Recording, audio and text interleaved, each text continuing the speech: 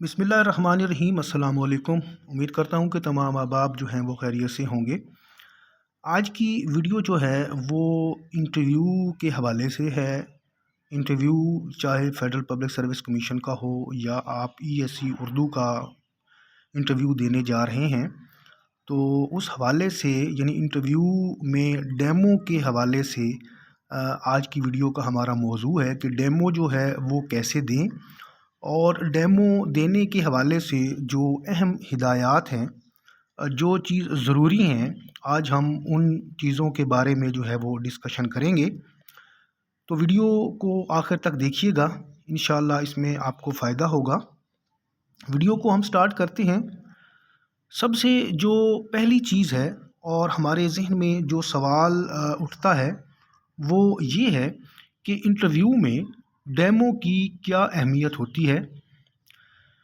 देखें, सबसे पहली बात तो ये कि इंटरव्यू में जब पैनल जो है वो आपसे मालूमात का जायज़ा जो है वो ले लेता है, यानी आपसे सवाल व जवाब करता है, तो उसको ये अंदाज़ा हो जाता है कि आपके पास अपने सब्जेक्ट के हवाले से कितनी मालूमात हैं, यानी आपका नॉलेज जो है वो चेक कर लिया जाता है। इसके अलावा जो डेमो होता है, डेमो में वो आपके पढ़ाने की जो महारत है वो उसको जांचते हैं। तो एक बात ये भी ज़हन में रखिएगा कि इंटरव्यू के दौरान अगर आपको ये कहा जाए कि आप वाइट बोर्ड की तरफ जाएं और वो आपसे डेमो का कहें, तो मैं ये समझता हूँ कि ये एक अच्छा साइन होता है और ये आपके इंटरव्यू के लिए मुस्बत चीज़ है। तो एक तो ये ज़हन में रखिएगा कि इंटरव्यू में डेमो की अहमियत जो है वो बड़ी ज़्यादा होती है। यानी अगर आपको वो डेमो का कह रहे हैं तो इसका मतलब ये है कि वो आपके नॉलेज से जो हैं वो मुत्तफ़िक हैं, यानी आपके नॉलेज जो आपने वहाँ पे सवालों के जवाब दिए वो उससे मुतमईन हैं, और अब वो आपकी पढ़ाने की महारत जो है वो चेक करना चाहते हैं। अगली चीज़ जो डेमो के हवाले से है वो ये है कि डेमो देने के लिए जब आप इंटरव्यू देने के लिए जाते हैं तो डेमो का उन्वान जो है या मौजू जो है वो आप पहले से तैयार करके जाएं। यानी आपको पता हो कि आपने, अगर फ़र्ज़ करो इंटरव्यू में वो आपसे आपको डेमो का कहते हैं, तो आपका उन्वान जो है वो पहले से तैयार शुदा होना चाहिए। अब सवाल ये पैदा होता है कि जो उन्वान लिया जाए, जो मौजू लिया जाए, वो किस किस्म का हो। यहाँ पे आके अक्सर उम्मीदवार जो हैं वो परेशान हो जाते हैं। तो देखें, कोशिश करें जो आपका उन्वान हो वो मैट्रिक या फिर इंटरमीडिएट लेवल का होना चाहिए। यानी मैट्रिक या फिर इंटरमीडिएट की जो निसाबी कुतब है उसमें से आप कोई भी उन्वान जो आपको आसान लगता हो, जिस पर आपकी गिरफ्त हो, आप उसको तैयार करके जाएं। अच्छा, उसके बाद जो अहम चीज़ है वो ये है कि उस उन्वान के बारे में आपके पास मुकम्मल मालूमात होनी चाहिए, और ये भी ज़हन में रखें कि उस उन्वान से मज़ीद कौन कौन से सवालात जो हैं वो निकल सकते हैं, और उन सवालात के जवाब जो हैं वो आप पहले से तैयार करके जाएं, यानी उसको अच्छे से देख कर जाएं। अब दूसरी चीज़ क्या है जी? दूसरी चीज़ ये है कि जो आपने उन्वान मुंतखब किया है जिस पर आप जो है वो डेमो देंगे, उसके बारे में आपके पास मालूमात जो हैं वो मुकम्मल होनी चाहिए। सबसे पहली चीज़ कि उन्वान का दुरुस्त तलफ़्फ़ुज़ जो है वो आपको पता होना चाहिए। जब आप लिखने लगते हैं तो उसका जो इमला है वो दुरुस्त होना चाहिए। इसके अलावा उस उन्वान के लुग़वी और इस्तिलाही मानी जो हैं वो आप पर वाज़ेह होने चाहिए। फिर उस उन्वान की सिन्फ़ के बारे में आपको पता हो कि इसकी सिन्फ़ जो है वो क्या है, और अगर तो आप शायरी के हवाले से इंटरव्यू में डेमो देने जा रहे हैं तो आपको उस शेर के शायर का पता होना चाहिए, या फिर अगर कोई सबक है तो उसके मुसन्निफ़ का पता होना चाहिए, और उसकी जो अहम किताबें हैं वो भी आपको पता होनी चाहिए, और उसकी जो वजह शोहरत है वो आपके ज़हन में जो है वो लाजमी होनी चाहिए। तो उन्वान के हवाले से यानी मुकम्मल मालूमात में आप इन चीज़ों को जो है वो देख कर जाएंगे। तीसरी चीज़ है कि वाइट बोर्ड का इस्तेमाल, जब यानी इंटरव्यू में पैनल आपको कहता है کہ آپ فلاں چیز پر ڈیمو دیں تو یقینی بات ہے کہ آپ وہاں پہ جو ہے نا اکثر وائٹ بورڈ جو ہے وہ لگا ہوا بھی ہوتا ہے۔ تو وائٹ بورڈ کا استعمال کرنے سے پہلے آپ کو کن چیزوں کو جو ہے وہ دیکھنا پڑتا ہے، یا آپ کے ذہن میں یہ چیزیں ہونا ضروری ہیں۔ سب سے پہلی چیز تو یہ ہے کہ ڈسٹر سے پہلے وائٹ بورڈ کو صاف کر لیں، اگر تو پہلے سے کچھ وہاں لکھا ہوا ہے۔ اگلی چیز جو ہے وہ ہے کہ بورڈ پر لکھتے وقت، یعنی اگر تو آپ کلاس میں ہیں، کلاس کے لیے بھی یہی ہے، اور پینل میں جب آپ ڈیمو دے رہے ہیں تو مکمل، یعنی آپ کی کمر جو ہے، یعنی پشت جو ہے وہ مکمل طور پہ پینل کی طرف نہیں ہونی چاہیے۔ کوشش کریں کہ تھوڑا ترچھا ہو کر کھڑے ہوں، یعنی بورڈ پر لکھتے وقت یعنی ایسا اینگل ہونا چاہیے کہ آپ کی کمر جو ہے وہ مکمل طور پہ کلاس یا پینل کی طرف نہ ہو۔ اس کے علاوہ لکھائی جو ہے وہ کوشش کریں کہ صاف اور واضح جو ہے وہ آپ بورڈ پر لکھیں۔ اگلی چیز کیا ہے جی؟ اب جو سب سے اہم چیز ہے وہ یہ ہے کہ وائٹ بورڈ کا استعمال جو ہے وہ کیسے کرنا چاہیے۔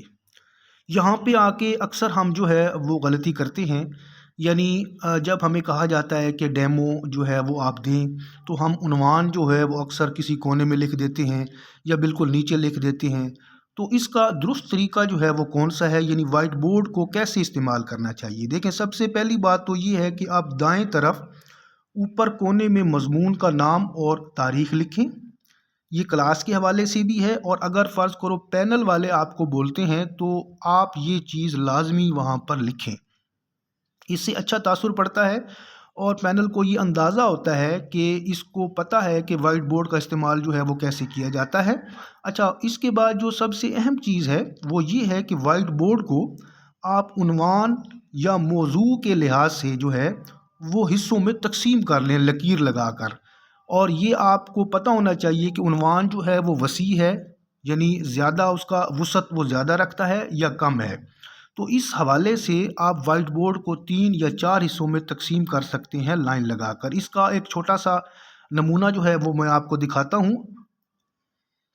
اب دیکھیں، فرض کریں کہ آپ نے شعر کی جو ہے وہ تشریح کروانی ہے، تو فرض کریں یہ آپ کے سامنے وائٹ بورڈ ہے، تو سب سے اوپر جو ہے آپ نے جس شعر کی آپ تشریح کر رہے ہیں وہ اس وائٹ بورڈ کے بالکل درمیان میں اوپر آپ لکھیں، اور اس کے بعد جو نیچے والا وائٹ بورڈ کا حصہ ہے اس کو 3-4 حصوں میں تقسیم کر لیں۔ جیسے فرض کریں یہ ایک شعر ہے کہ ناز کی اس کے لب کی کیا کہیے، پنکھڑی ایک گلاب کی سی ہے۔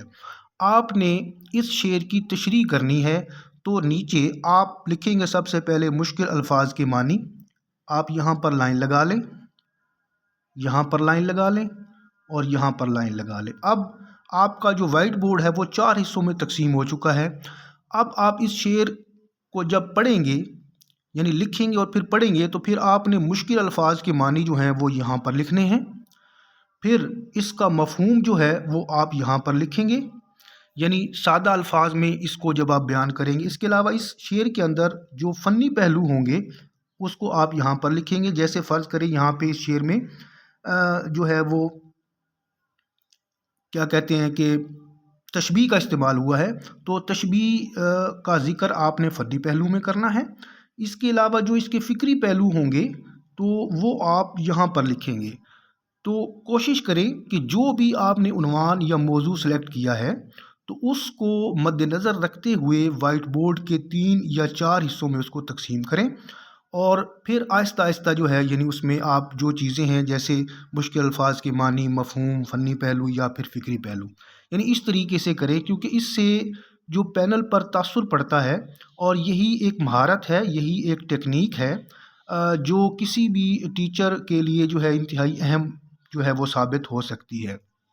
اچھا، اس کے علاوہ اگلی چیز کیا ہے؟ اگلی چیز جو ہے وہ ہے کہ عنوان یا موضوع سے نکلنے والے سوالات۔ یہ بڑا اہم ہے کہ جس عنوان پر آپ ڈیمو دے رہے ہیں اس کے بارے میں آپ کو مکمل نالج ہونا چاہیے، آپ کو پتہ ہو کہ اس سے یہ سوالات جو ہیں وہ نکل سکتے ہیں، ان کے جوابات جو ہیں وہ آپ کو آنے چاہیے۔ اچھا، اگر فرض کریں آپ کو کسی سوال کا جواب نہیں آتا تو اس کا سیدھا سا اور سادہ سا طریقہ یہ ہے کہ آپ معذرت کر لیں، غلط جواب ہرگز وہاں نہ دیں اور پھر غلط جواب دے کر اس پہ بحث نہ کریں۔ تو یہ چیز جو ہے یہ اچھی کنسیڈر نہیں کی جاتی۔ اگلی چیز کیا ہے جی؟ اگلی چیز ہے کہ ڈیمو کے دوران میں باڈی لینگویج اور آواز، یہ چیز جو ہے انتہائی اہم ہوتی ہے۔ بعض لوگ ایسے ہوتے ہیں کہ وہ ڈیمو کے دوران بڑا تیز تیز بولتے ہیں، یا بعض ایسے ہوتے ہیں جو بالکل آہستہ آہستہ بول رہے ہوتے ہیں۔ تو ایک تو جو آپ کی رفتار ہے وہ درمیانی ہونی چاہیے، آواز جو ہے وہ زیادہ اونچی نہ ہو، یعنی شور وہ نہ پیدا ہو اس سے، اور نہ ہی بالکل مدھم ہو کہ سمجھنے والے کے لیے مشکل ہو جائے۔ اس کے علاوہ آپ کی جو باڈی لینگویج ہے اس میں خاص طور پہ جو ہم ہاتھوں کا اشارہ کرتے ہیں، جہاں پہ ہاتھوں کا اشارہ کرنا مقصود ہو وہاں پر ہاتھوں سے اشارہ کریں۔ آپ کے لہجے میں اتار چڑھاؤ ہونا چاہیے۔ اتار چڑھاؤ جو ہے لہجے کا وہ سمجھنے اور سمجھانے میں انتہائی اہم ہوتا ہے۔